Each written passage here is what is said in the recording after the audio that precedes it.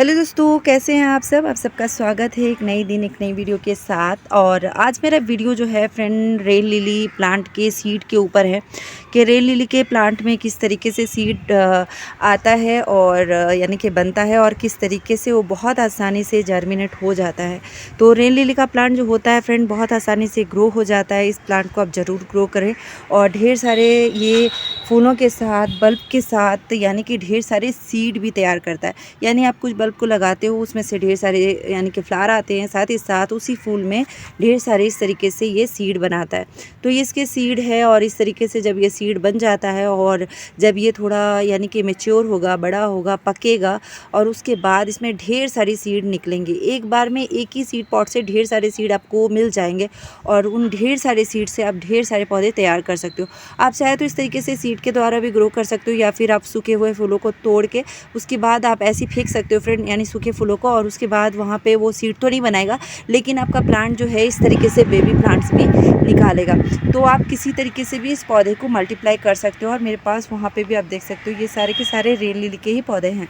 तो मैंने यहाँ पे कुछ सीड को डाला था और सीड जो है बहुत अच्छे से ग्रो हो गया। ग्रो होने के बाद आप देख सकते हो यहाँ पे इस तरीके से ये बल्ब तैयार हो गया है और भी कुछ जगह में ये अपने आप ग्रो हो गया है फ्रेंड, मैं आपको दिखाऊंगी आगे चल के वीडियो में। तो इस तरीके से इसके जो बल्ब होते हैं ये येलो कलर के रेन लिली के बल्ब है और इसको आप बहुत आसानी से इस तरीके से घर पे ही ग्रो कर सकते हो और ढेर सारे पौधे इसके बना सकते हो। जैसे कि मैंने इस हिबिस्कस के प्लांट में इसको लगाने के लिए यहाँ से निकाला है फ्रेंड इस पॉट से। तो यहाँ पे मैं लगा रही हूँ ये सारे के सारे जो बल्ब है इन सबको मैं यहाँ पे लगाऊंगी जैसे कि मैंने उनको लगाया है, वहाँ पे आप देख सकते हो। और भी मेरे पास कुछ यानी कि रेन लिली के यानी कि बल्ब हैं फ्रेंड जो बहुत अच्छी तरीके से ग्रो हो गए जबकि मैंने उसको ग्रो नहीं किया है।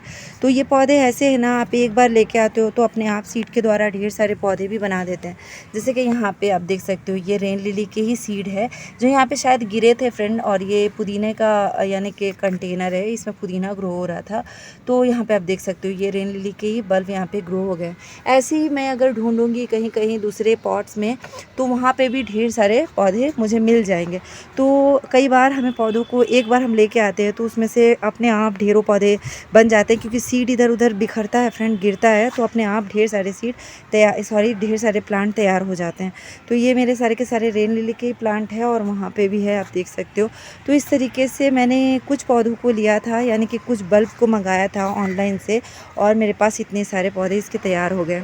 तो ये बहुत आसानी से ग्रो हो जाता है फ्रेंड। इस प्लांट को आप ज़रूर लगाओ। और यहाँ पे टेरेस की थोड़ी बहुत मैं क्लीनिंग कर रही हूँ फ्रेंड और सोच रही हूँ कि जो भी प्लांट यानी कि इस तरीके से थोड़े थोड़े कहीं पे ग्रो हो गए तो उनको मैं निकाल के एक एक पॉट में सही से लगा रही हूँ। तो ये भी रेन लिली का ही प्लांट है फ्रेंड और इसमें इस तरीके से छोटे छोटे से सीड आते हैं। तो मुझे इसमें से सीड नहीं चाहिए, मेरे पास बहुत सारे सीड्स हैं इसलिए तो इनको मैं तोड़ दे रही हूँ क्योंकि ये नीचे से मल्टीप्लाई करेंगे, अपनी एनर्जी को इसमें नहीं लगाएंगे सीड बनाने में और ढेर सारा पौधा यानी नीचे से बनाएंगे, ढेर सारे बल्ब बनाएंगे। तो आप इस तरीके से भी इसको यानी ग्रो कर सकते हो सीड के द्वारा। एक बार लाने के बाद ढेर सारे सीड के द्वारा पौधे बना सकते हो या फिर आप यानी कि फूलों को तोड़ दें और जैसे कि मैंने इन सीड को तोड़ के निकाल दिया और उसके बाद वो नीचे से मल्टीप्लाई करता है ढेर सारे बल्ब। तो बहुत आसानी से ग्रो हो जाता है। इस पौधे को ज़रूर लगाओ फ्रेंड। फिर ठीक है दोस्तों, मिलती हूँ इंशाल्लाह अपनी अगली वीडियो में।